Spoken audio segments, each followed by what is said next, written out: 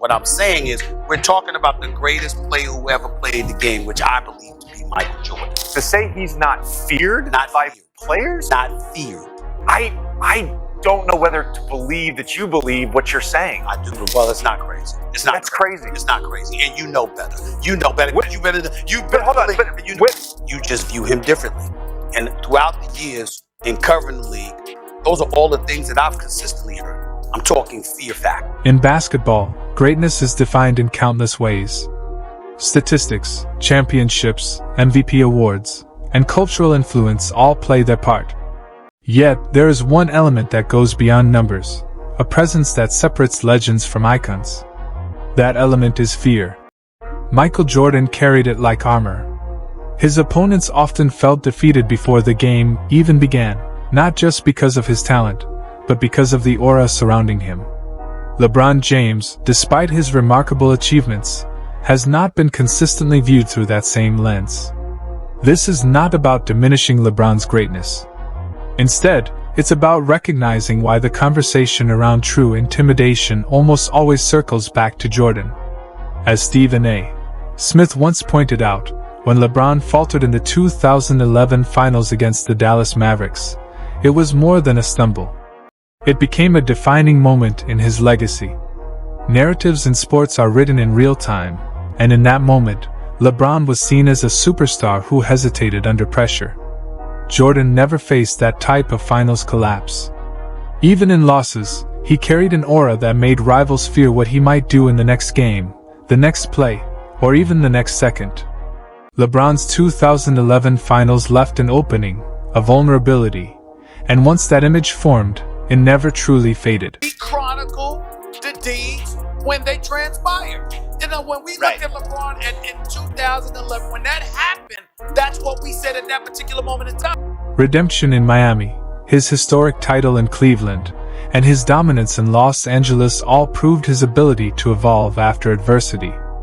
Yet, here lies the key difference. Michael Jordan never required seasons of public doubt to prove he could rise to the moment.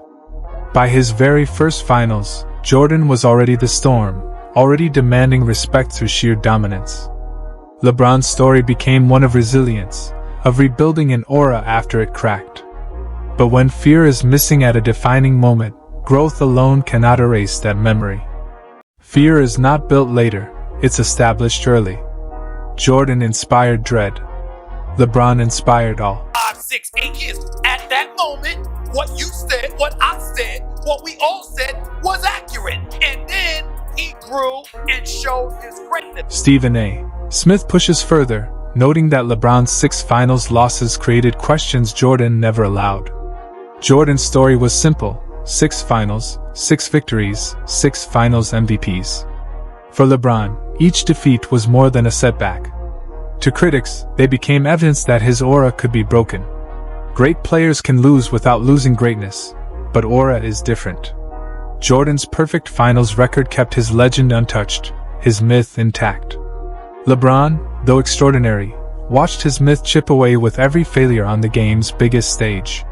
True intimidation requires untouchability, and LeBron never carried that same shield. A guy that lost 6 championships has an opportunity in his career to eclipse Michael Jordan? Is that what you're saying? When Stephen A. Smith says the gap between LeBron and Jordan is fear, he's pointing to the heart of the debate. Jordan didn't just win, he bent reality. Opponents lost before the ball was tipped because they knew what was coming. His intimidation wasn't only physical, it was deeply psychological. Jordan weaponized fear. Rivals second-guessed themselves. Coaches overthought strategies. Even teammates elevated, afraid to let him down. That grip on the mind is something even LeBron's greatest moments never fully created.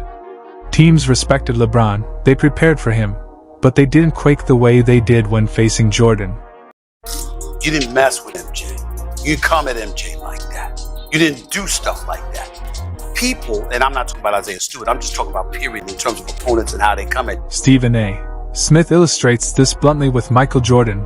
You didn't test him. You didn't shove him. You didn't poke the bear. Because you knew the bear would devour you. Jordan's fire was so intense that crossing the line carried immediate consequences. LeBron, by contrast, has been shoved, mocked, and challenged. He's been fouled hard and taunted openly. Why? Because opponents believed there was room to do so without instant punishment. That's the difference.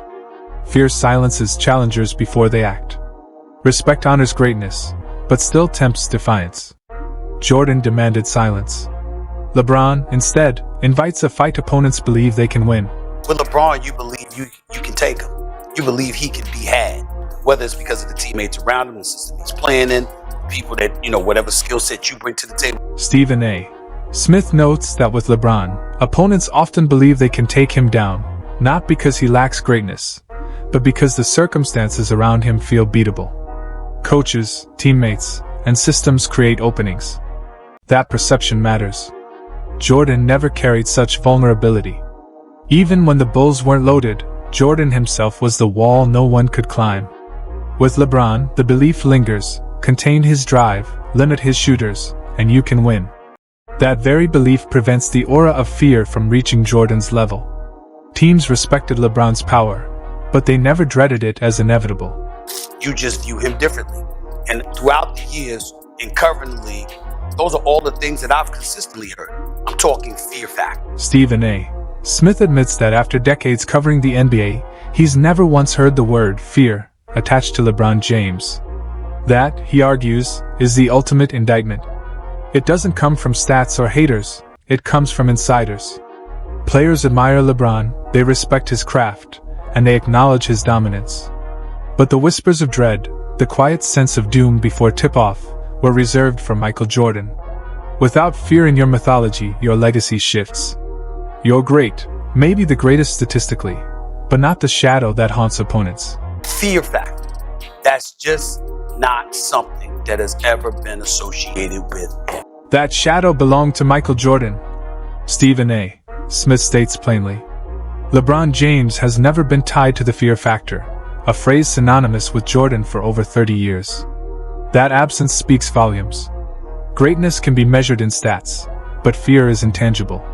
You can't fake it. For LeBron, it never took hold.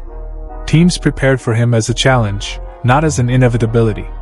Even at his peak, winning multiple MVPs, he lacked Jordan's invisible hammer of intimidation.